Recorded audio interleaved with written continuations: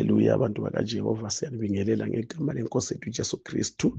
Namhlanje mhla ka-24 February 2026. Yes. Siyakhuluma ngamandla okukhetha. uJehova usinikezile amandla lawo okukhetha. Sinikezile the power of choice. Ngoba umuntu wadalwa ngomfanekiso kaJehova.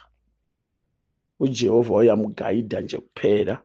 Abalalelayo izilayezelo zikaJehova bayabusiswa. Abalalelayo inkulumo kaJehova, iprogress ngeyabo spiritually. There is spiritual progress kulabo abalalelayo izwi likaJehova uma ekhuluma. Haleluya. Siyokhuluma ngamandla okukhetha. Amandla okukhetha uJehova wanikeze ubani nobani. Aphinde futhi agayide abonise ukuthi cha, ungakhetha ngale ndlela nawa ama results. Ungakhetha futhi ngale ndlela nawa ama results. Indlela ozokhetha ngayo inama results. Haleluya. Asivuleni ku Deuteronomy 30 verse 19. Ithi, I call heaven and earth to record this day against you, that I have set before you life and death, blessing and cursing. Therefore choose life, that both thou and thy seed may live. Hallelujah. Uthi ngiyabiza izulu nomhlaba kube yi-witness. Kubizwa izulu nomhlaba nibe bathathu. Izulu imala, mhlaba manala. Nawe muntu, nawe imala. Izulu nomhlaba kuyoba ama-witness. Ukuthi namhlanje nginikeze uGeorgina ithuba lokukhetha. Nginikeze uPetros ithuba lokukhetha. Yes, indlela abazokhetha ngayo inempumela. Kungenzeka ibe impumela emibi okanye ibe impumela emihle. But uJehova nangu uyakhuluma uthi ngiyabiza namhla izulu nomhlaba. Yes, kube wofakazi ngawe wena muntu. Nawe wena engimdalileyo, engimdale ngomfanekiso wami. Nawe umuntu wami, yena loyo othiwa khona uma abantu bami ababizwa ngegama lami, uma baya kuzithobisa, bakhulele, bafune ubuso bami, bashiye izindlela zabo ezimbi. Uthi wena Jehova uyakuzwa osezulwini. Uthethelele isono sawo. Upholise nezwe lawo. Yena loyo muntu onama benefits amangalisayo kanje aze agayidwe nguJehova ukuthi uma ufuna mina, uma ufuna ukungilandela, nayi imigomo nemibandela. Manje naku sesiyaphiwa ukhetho, ukukhetha. Uthi ngiyakubiza izulu nomhlaba namhlanje. uJehova uyanikeza aze ahonishe na uze ubone ukuthi ngempela nangu uJehova uyakhuluma. And uma ekhuluma, ukhuluma eqinisile ngoba bakachamba imanga. Ukhuluma ethanda umuntu amdalile, enothando. Ithi ngimnikeze kodwa ngizomtshela, ngimnikeze ama guidelines. Ngiyobiza izulu nomhlaba namhlanje. Yes, ukungifakazela ngawe ukuthi namhlanje ngiyobeka phambi kwakho ukuphila nokufa, izibusiso nesithuko. Kepha wena muntu wami, khetha ukuphila ukuze wena nenzalo yakho niphile. Haleluya.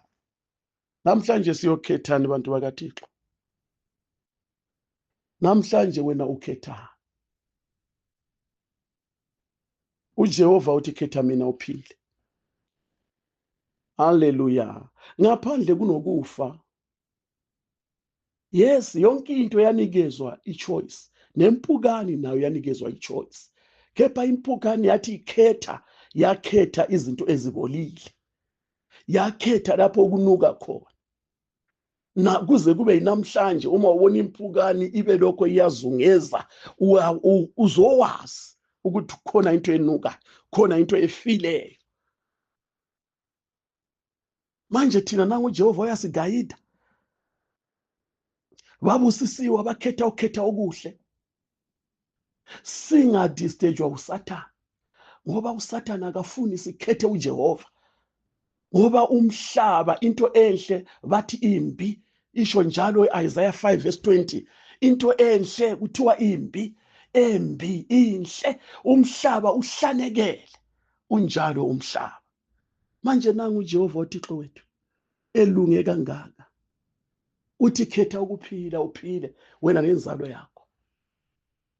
Yes, indlela ezokhetha ngayo iyo indlela ezobusiswa ngayo. Indlela ezokhethwa ngayo iyo indlela ezothukwa ngayo. Kepha ngifuna ukuyipronounce indaba yokuthukwa.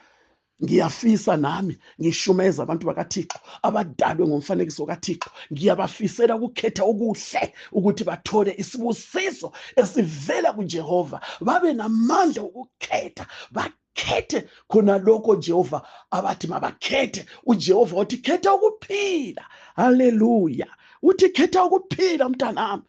Nami ngishumayela ngilana. Yes, ngumzalwane wenu kanye nani bantu bakaThixo, nabantwana bethu abasindisiweyo nabangasindiswanga. Sithi mntanami khetha uJehova, khetha ukuphila uphile. Haleluya. Muhle uJehova. Uma ngakhuluma kanjalo, masithini uma sikhetha bazalwane, sikhethe into ezodumisa uJehova. Sikhethe into ezonikeza uJehova udumo. Haleluya. Khethe into ezonikeza uJehova udumo. Joshua 24:15. Ithi uJoshua uyakhuluma etshela abantwana bakwaIsrayeli. Uthi bantu bakaThixo, khethani namhla eniya kumkhonza. Funa mhlawumbe nifuna ukukhonza uThixo waphesheya komfula. Kepha mina nenzalo yami sikhetha uJehova. Mina ngenzalo yami sikhetha uJehova, siyokumkhonza uJehova. Akakhulumi ngokudawuda. Manje thina sinalo yomkhuba uthi hayi mani, uma umuntu angakhuluma uthi mina nenzalo yami, wathi ayawazi phela abantwana ungenzeka baduke. La uJoshua ukhuluma ngokukholwa, akakhulumi ngokuduka. Ukhuluma ngokukholwa. Wathi okholwa yakayikujaba, okholwa yakayikujaba nakancane. Okholwa into yakhe uyibona. Yes, ingekho. Uyibonela ngaphambili. Ufuze ubaba wethu Abrahama, ubaba wokukholwa, uthi mina ngenzalo yami siyokumkhonza uJehova. Uthi khethani namhla niyakumkhonza. Haleluya. Masibe nabantu, yes, abaphethe ukukholwa, abakholwayo bahamba ngokukholwa, nokhetho lwabo bakhetha ngendlela yokukholwa. Abakhethi ngendlela yalo mhlaba, bakhetha ngendlela yokukholwa. Haleluya. Uthi ngiyobiza namhla izulu nomhlaba ukuthi kube ngofakazi. Haleluya. Muhle uJehova esimkhonzayo, uthembekile, ulungile. Haleluya. Asikhetheni ukhetha okuhle. Indlela ezokhetha ngayo kuthiwa iyobusisa lenzalo yethu esizalayo ngokukholwa. Yes, ngokukholwa. Haleluya. Masifundeni enye verse, Proverbs 3:5-6. 3:5-6. Ithi ngesilungu, trust in the Lord with all thine heart and lean not unto thine own understanding. Hallelujah. Makabonga uJehova. In all, verse 6, in all thy ways acknowledge him, and He shall direct thy path. Yes. Uthi umvume, umbonge, umdumise, umphakamise yena ozi uyazi ukuhola ezindleleni zakho zonke. Ngeke akuholele endleleni ezimbi. Uzokuholela ezindleleni ezikunaphakade, izindlela zokuphila, ngoba uthi nginawo ama-plans ngawe. Usho kanjalo uJeremiah. Yes, usho kanjalo uThixo kuJeremiah. Uthi nginawo ama-plans, uhlelo lokuthi uzohamba kanjani. Wena ovumile ukukhetha mina Jehova, ngizokunikeza indlela. I will direct thy path. Uthi hamba la mntanami, hamba la mntanami. uDavida uyatsho ukuthi uJehova ungumelusi wami, angikuswela lutho. Uthi uyangihambisa emadlelweni aluhlaza. Haleluya. Uma sowukhethe yena, kunama-benefits amahle, kunama-benefits amangalisayo. Blessed assurance, Jesus is mine. Sihamba ngokukholwa, singaba abantu abathuselwayo nguSathane. Hayi ungakhulumi kanjalo, hayi uzophapha kusasa uzovuka uwile. Cha, sihamba ngokukholwa. Angithi uthi uzodirect our path. Yonke into siyibeka kuye, sothi Jehova nguwe okhulume wathi kuloyo ozoba ekhethe wena. Uthe wena Jehova uzohola izindlela zethu. Kuwo wonke umuntu ozoba ekhethe uJehova, he is going to direct his path. He is going to direct your path. He is going to direct all your movements, all your labor. Yes, he is going to make to work wonders upon your life. He's taking you by your hand, and say, my child, here is the path. Go by it. Hallelujah. Sinaye uThixo wezimangaliso bantu bakaThixo. Yes. Masivuleni enye ivesi siyosondela ekuphetheni. Isaiah 7. Isaiah 7. Sinaye uThixo wezimangaliso. Isaiah 7. Mkhulu yena okhulumayo. Mkhulu yena esimkhonzayo. Mkhulu yena esimlandelayo. Asilandelanga into eyize. Noma umuntu angafika athi hey mani wena ungathi uThixo wakho hayi akekho right, umtshele ukuthi asengikhethile. Yes, sengikhethile. Abantu bakaJehova sengikhethile. Ukhetho lwami ngiyobambela kulo. Ngeke sidlule. Uyazi umfana uma ngawomelela entombini, uyazi baza abazali bakhiphe izinkomo. Bathi ngcono nihambe niyolobola. Athi bazali sengikhethile. Nguye engimkhethileyo. Nguye engimthandileyo. Nathi bazalwane singashiftwa kule foundation. Asibambelele nini? Sibambelele kuJesu, sibambelele kuliyona leyo nkolo yethu. Sibusisiwe ngoba sikholwe kuJehova. Sinezisekelo ezimangalisayo. Uthi wakhona siyakhelwe phezu kwabapostoli. Esisekelweni sabapostoli. uJesu Kristu eyitshe egumbini. Masibambeleleni bazalwane. Muhle uJehova. Yes. Oh, Isaiah 7 verse 15 ngiyafunda. Isaiah 7 verse 15. Hallelujah. Muhle simkhonza uThixo nezithembiso ezimangalisayo. Ithi butter and honey. Butter and honey. Kuze kubonakale izibuso ezivela kuJehova zifaniswe nebutter nehoney. Shall he eat, that ye may know to refuse the evil and choose the good. Hallelujah. Siwazi ukuyala okubi sithi cha. Ngokunjalo sesikhethe uJehova ukuthi siyonikezwa ibhatha. Uyazi nehani kube ngokwethu. Ibhatha kamoya akasho lebhatha etholakala emhlabeni egulisayo. Spiritual butter, spiritual honey, izithembiso zabantwana bakaThixo ezimangalisayo. Asichuzeni man, ukungena lapho ungangeni khona abantu abaningi, sibe ngabakhethiweyo.